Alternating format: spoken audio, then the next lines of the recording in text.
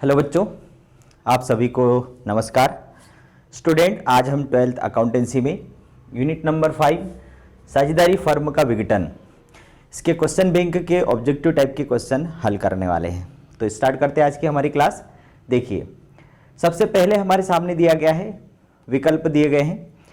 अब ये फर्म का समापन क्या होता है, तो थोड़ा सा हम चर्चा कर लें कि फर्म का समापन और साझेदारी का विघटन या साझेदारी का विघटन और फर्म का विघटन दोनों में अंतर होता है। साझेदारी का विघटन होना मतलब फर्म बंद नहीं होना। साझेदारी का विघटन होगा तो फर्म पुनर्गठित हो जाएगी और फिर से आगे व्यापार चलेगा। लेकिन फर्म का यदि विघटन होता है तो फर्म के विघटन पर क्या होगा कि व्यापार पूरी तरह से बंद कर दिया जाएगा। ठीक है, अब जब व्यापार पूरी तरह से बंद होगा, सारी संपत्तियों को बेचा जाएगा, दायित्वों का भुगतान किया जाएगा और इसके लिए एक वसूली खाता बनाया जाता है।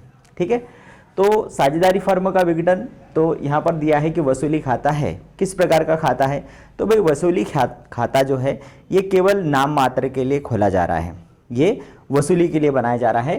तो ये न तो व्यक्तिगत खाता है, न साझेदारों का खाता है, न वास्तविक खाता है। ये किस प्रकार का खाता है, ये एक नाम मात्र का खाता है। वसूली खाता बनाया जाता है, कब बनाया जाता है, अभी हमने बात करी कि जब फर्म का विघटन होगा, व्यापार पूरी तरह से बंद होगा, उस समय बनाया जाता है। मतलब फर्म के विघटन पर और फर्म के जीवन काल में केवल एक बार बनाया जाता है। फर्म के विघटन पर साझेदार के ऋण को अंतरित किया जाता है। अब हमने जब चैप्टर पढ़ा था उस समय आप लोगों को ध्यान होगा कि चिट्ठे के अंदर जितनी भी संपत्तियां हैं, रोकड़ और बैंक को छोड़कर बाकी सारी संपत्तियां वसूली खाते में ट्रांसफर कर दी जाती है उनके पुस्तक मूल्य पर। इसी प्रकार से जितने भी बाहरी दायित्व हैं, दायित्व पक्ष के जितने बाहरी दायित्व है उनको हम वसूली खाते के क्रेडिट पक्ष में ले जाते हैं। और आंतरिक दायित्व में जैसे पूंजी है तो साझेदारों के पूंजी खाते में चली जाएगी, सामान्य संचय है वो भी पूंजी खाते में चला जाएगा। और जो ऋण है, साझेदार का ऋण जो कि आंतरिक दायित्व होता है, वो रोकड़ खाते में जाता है। तो यहाँ बोला है कि फर्म के विघटन पर यदि साझेदार का ऋण है तो उसको कहाँ ले जाएंगे, तो साझेदार के ऋण को हम कहाँ ले जाएंगे, रोकड़ खाते में ट्रांसफर करेंगे। साझेदार का ऋण मतलब साझेदार ने फर्म को ऋण दिया है, वो एक आंतरिक दायित्व है, वो न तो वसूली में जाएगा न पूंजी में जाएगा, वो कहाँ जाएगा, रोकड़ खाते में जाएगा। कौन सा खाता फर्म के जीवन काल में केवल एक ही बार बनाया जाता है, भाई एक ही बार, जीवन मतलब एक ही बार मिलता है, और इसलिए आपको इससे याद रखना है कि ये वसूली खाता है जो कि फर्म के जीवन काल में एक बार बनता है, क्योंकि फर्म का विघटन भी एक ही बार होगा। फिर है फर्म का आकस्मिक या संयोगिक विघटन होगा। भाई फर्म का आकस्मिक संयोगिक मतलब संयोग द्वारा विघटन, कि जब ऐसी कोई घटना घट जाए अचानक, संयोग का मतलब ही होता है कि अचानक कोई ऐसी घटना घट जाए जिससे कि फर्म का विघटन करना पड़े।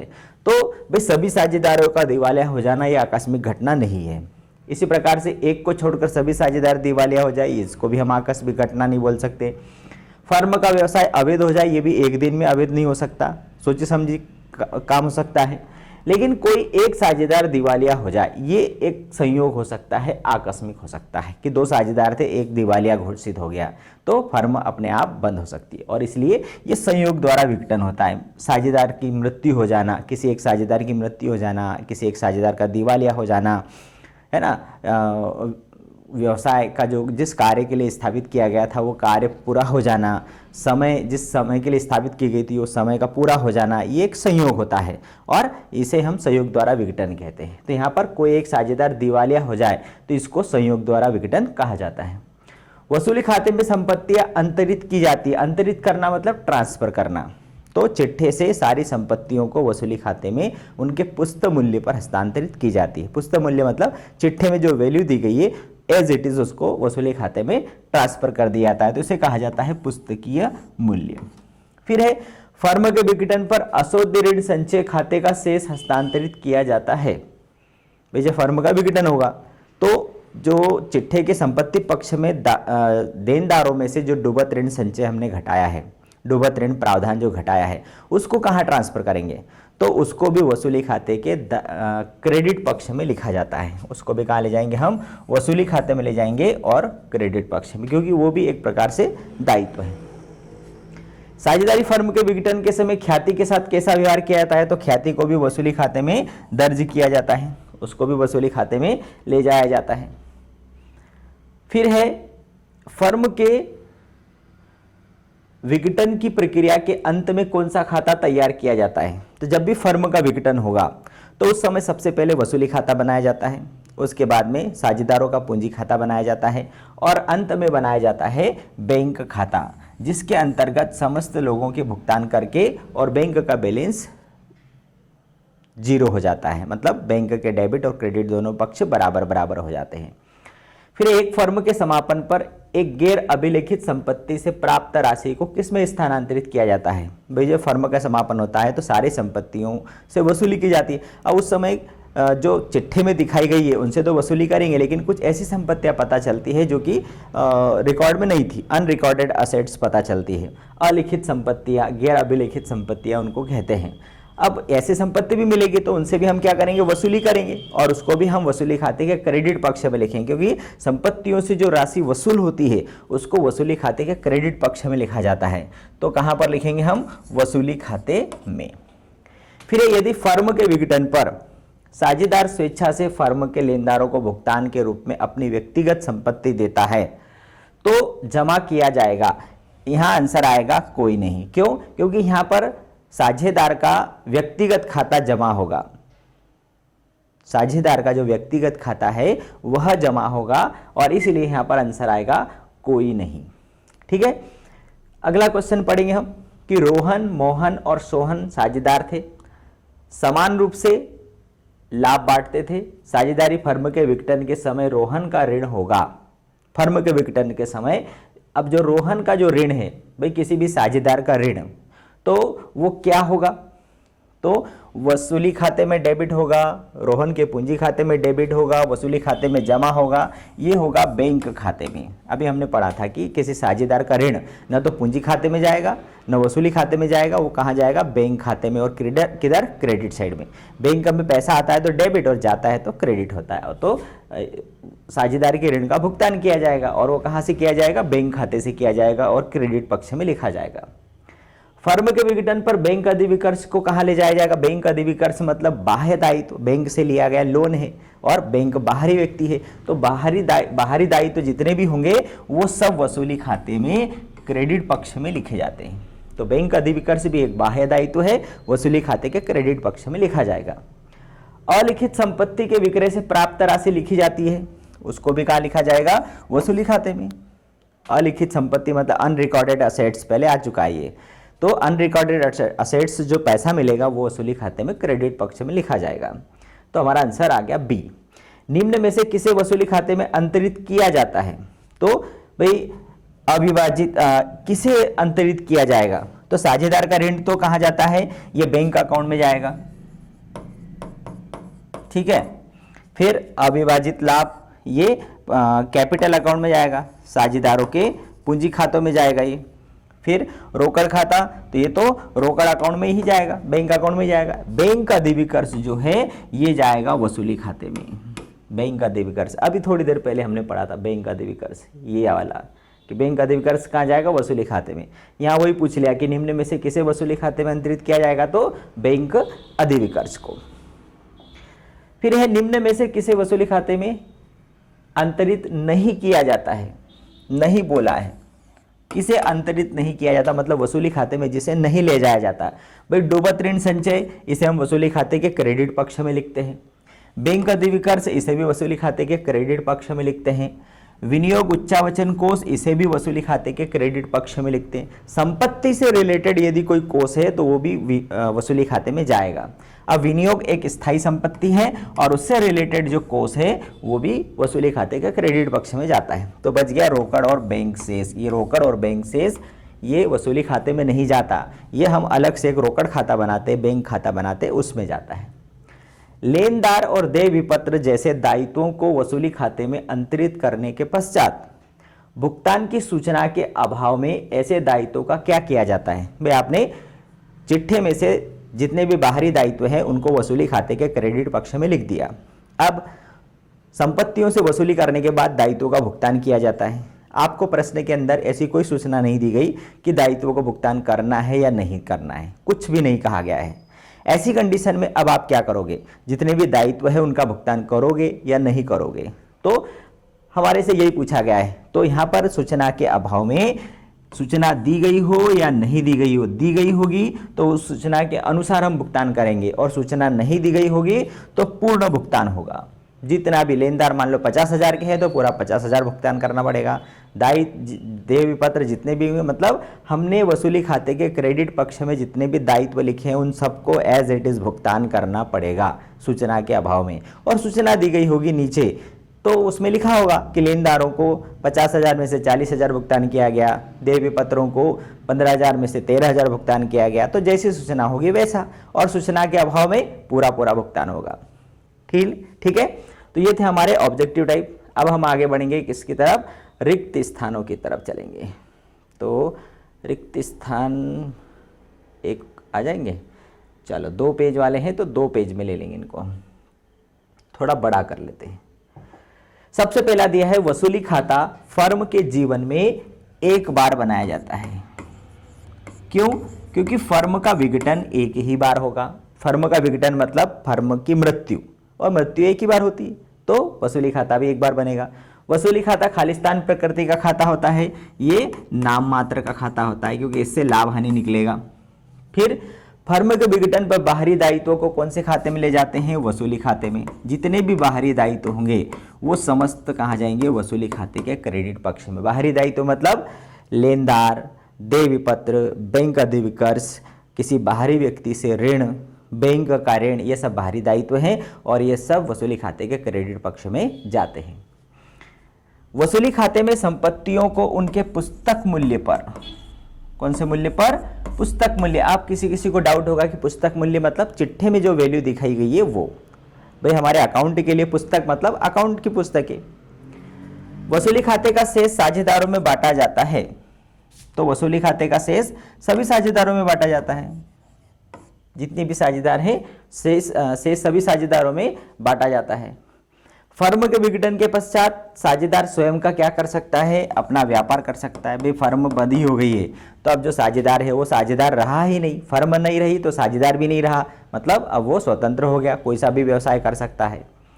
फर्म के विघटन पर सर्वप्रथम खालिस्तान दायित्वों का भुगतान किया जाता है। किसका भुगतान किया जाता है, बाह्य दायित्वों का भुगतान किया जाता है। सबसे पहले बाहर के लोगों से जो लोन लिया गया है उसका भुगतान किया जाएगा, फिर अंदर के लोगों का भुगतान किया जाएगा।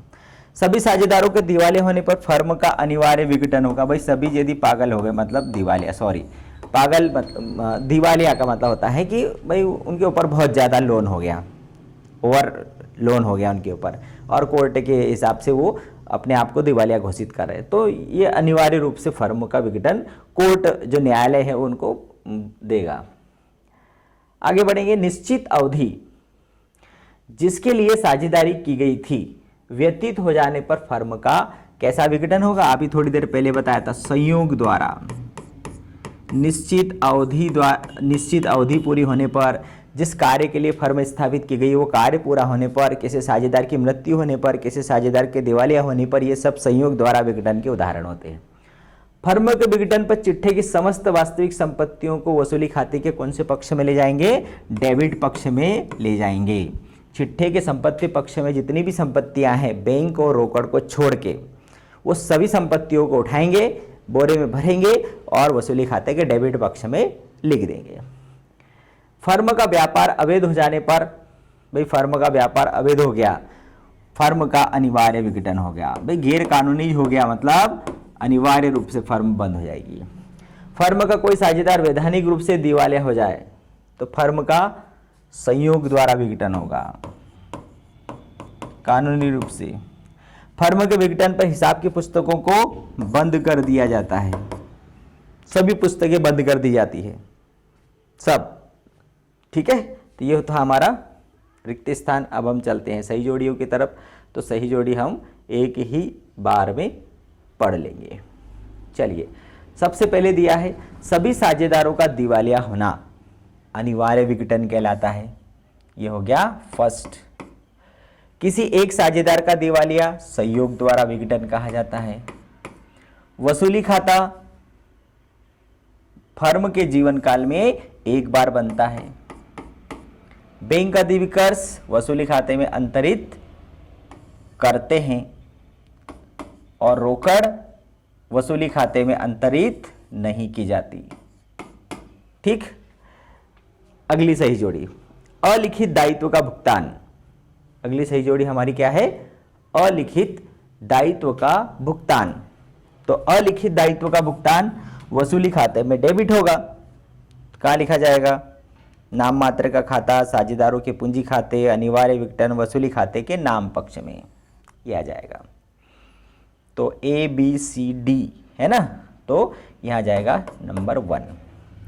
जो अलिखित दायित्व का मतलब क्या होता है कि अनरिकॉर्डेड लाइबिलिटीज, जब फर्म विघटित हो रही है तब ऐसा कोई दायित्व पता चलता है जो कि दायित्व पक्ष में नहीं लिखा गया है, तो ऐसे दायित्व का भी आपको भुगतान करना पड़ेगा। और उसे कहाँ लिखेंगे हम? वसूली खाते के डेबिट पक्ष में, क्योंकि जितने भी दायित्वों का भुगतान किया जाता है वो वसूली खाते के डेबिट में से किया जाता है। फर्म के विघटन पर सबसे पहले भुगतान किसका करेंगे? तो बाहरी दायित्वों का। बिल्कुल याद कर लेना, सबसे पहले बाहर के लोगों का भुगतान करोगे। वसूली खाता एक नाम मात्र का खाता है भाई, यहाँ तो ये आपको ध्यान ही रखना है, चाहे वो लाभ हानि नियोजन खाता हो, पुनर्मूल्यांकन खाता हो, वसूली खाता हो, ये सभी खाते कैसे हैं? नाम मात्र के खाते। क्यों? क्योंकि इनमें क्या निकल के आ रहा है? लाभ और हानि आ रहा है, और जहाँ लाभ और हानि आएगा वो नाम मात्र का ही होगा। फिर संचय और कोषों का अंतरण कहाँ किया जाएगा? साझेदारों के पूंजी खाते में ले जाएंगे। भाई संचय और कोष, भाई संचय मतलब बचाया हुआ पैसा, और इसके ऊपर किसका अधिकार है? फर्म के साझेदारों का। फर्म का व्यापार अवैध होना अनिवार्य विघटन कहा जाता है। व्यापार ही अवैध घोषित हो गया, गैर कानूनी घोषित हो गया, तो अनिवार्य रूप से उसको बंद कर दिया जाएगा। चलिए क्वेश्चन नंबर 4 पे चलते हैं। अब हम इसको हम एक ही पेज पर लेंगे। सत्य और असत्य। वसूली खाता फर्म के पुनर्गठन पर बनाया जाता है। गलत। वसूली खाता कब बनाया जाता है? फर्म के समापन पर, फर्म के विघटन पर।